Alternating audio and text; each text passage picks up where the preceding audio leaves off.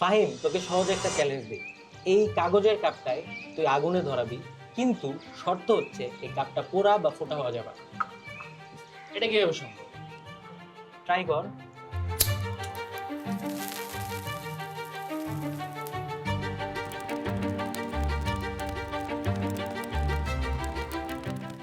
আগুন ধরে গেল।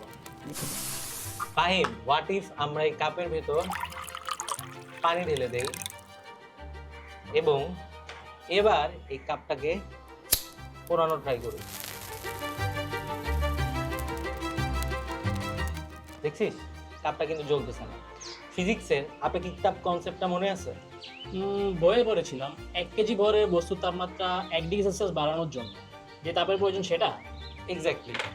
এই কাপটা জ্বলার জন্য প্রয়োজনীয় তাপের দরকার হচ্ছে 233 ডিগ্রি সেলসিয়াস। এখন কাগজের আপেক্ষিক তাপ ধারণ ক্ষমতা অনেক কম, তাই একে তাপ দিলে খুব সহজেই 233 ডিগ্রি সেলসিয়াস কিন্তু তাপমাত্রা অর্জন করে ফেলে। বাট আমরা যখন এই কাপের ভিতর পানি দিই, এই পানির আপেক্ষিক তাপ ধারণ ক্ষমতা কিন্তু অনেক বেশি, ইভেন কাগজের থেকে প্রায় 3 গুণ। তার মানে পানি প্রচুর তাপ শোষণ করবে কিন্তু তার তাপমাত্রা সহজে বৃদ্ধি পাবে না, তাই তো? এক্স্যাক্টলি।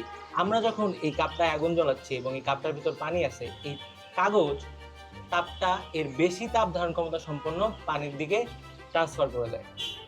কিন্তু পানি যদি ফুটতে শুরু করে তাহলেও কাপ পড়বে না? না, কারণ স্বাভাবিক চাপে পানির তাপমাত্রা কখনো 100 ডিগ্রি সেলসিয়াসের বেশি হতে পারে না, তাই কাপের তাপমাত্রাও 100 ডিগ্রি সেলসিয়াসের আশেপাশেই থাকে।